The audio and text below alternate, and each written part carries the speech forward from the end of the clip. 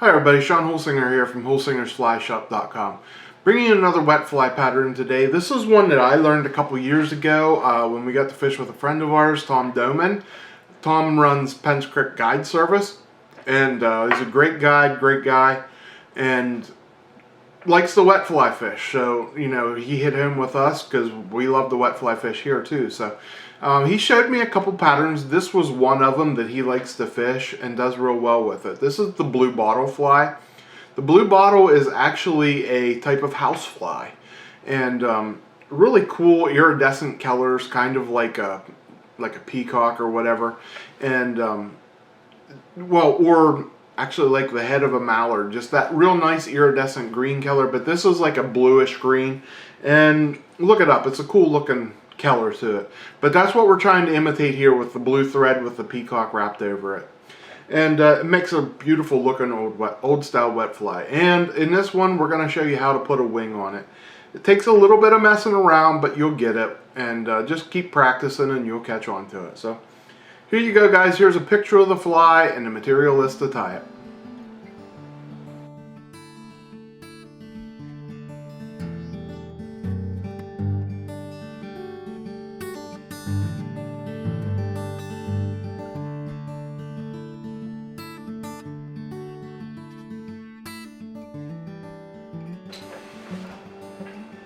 Okay, here's the fly in the vise. Really cool looking old fly.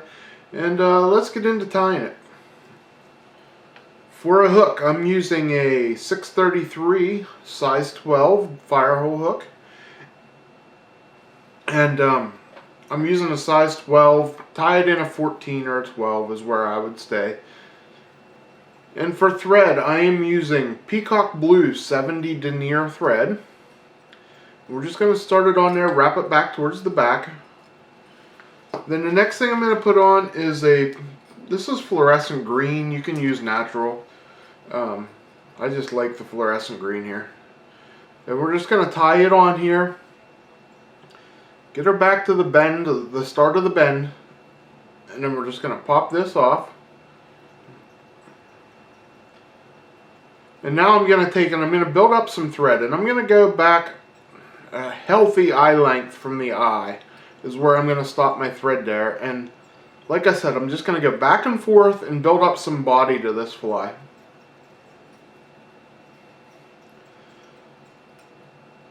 So this is a cool old fly, and it's meant to imitate a house fly, the blue bottle fly, which has like blues and greens to it. And so that's why it's tied with blue thread. So anyhow, we're going to build up body like I said, and then I'm going to end right up here where I stopped my thread.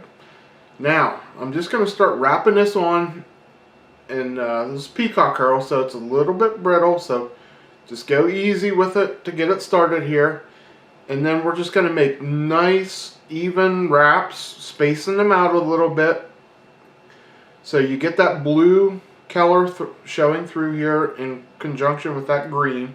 And it makes a real nice look. And then when I get up here to the end of the thread, I usually make 3 or 4 wraps and then tie it off. Alright, and once we get that tied off, we're just going to pull our Peacock Herl off. Next thing I'm going to use is a black Hen Hackle. Use anything dark here. Like a real dark brown would work, whatever you need to use, whatever you have.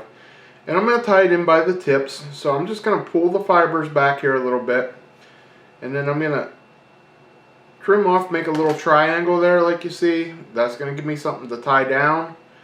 And we're just going to tie this down right there at the end of your Peacock Herl. Now, take my hackle pliers and wrap that forward. And we're going to get... Try to keep teasing your fibers backwards. You always want them going back. And what we want here is about 3 wraps. This is going to actually end up being the legs on the fly.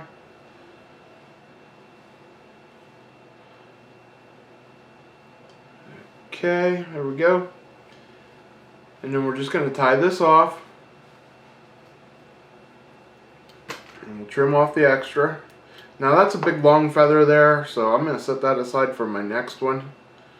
And then we're just going to peel all our fibers back and make a nice head here. Okay, now the next thing I'm going to use is I'm going to use two duck quills here. And these are medium done. And you see how I come down at the bottom and I peeled up from the bottom a little bit. And what I'm doing is I want to get these equal lengths. So what I did was I took an old hackle plier and I put a hook in it, okay? One of my barbless hooks. This is the same hook I'm tying with. So the goal is I want to take a piece out of here, out of this duck quill that's the same width as the hook gap. So to do that, I'm just going to take my duck quill and I'm going to take the hook and I'm going to set it right in like this. And there I got the right distance, okay? And then I'll just peel that apart. And that makes the correct width of how much of that duck quill I want.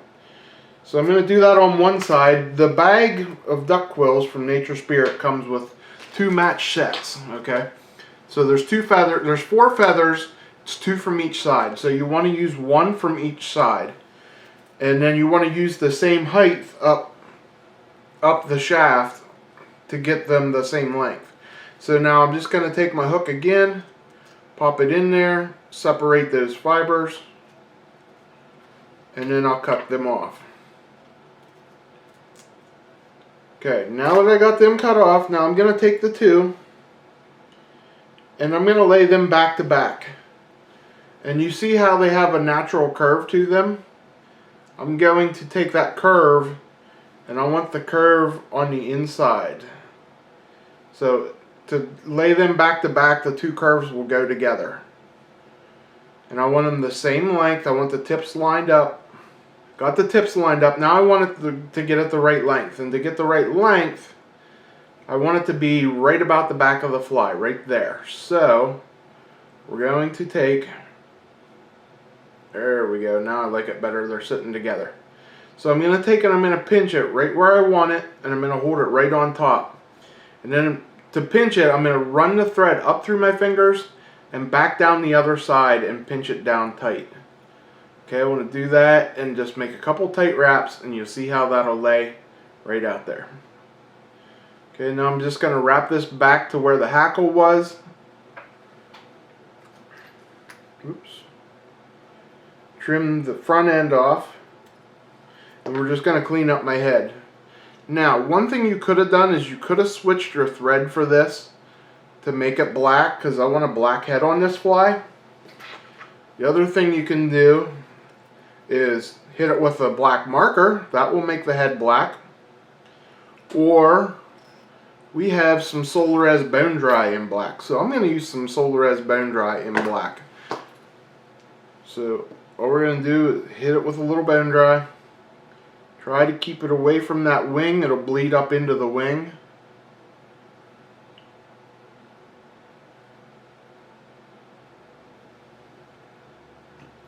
There we go. And then we're going to hit it with our light. And that's all that's to the blue bottle fly.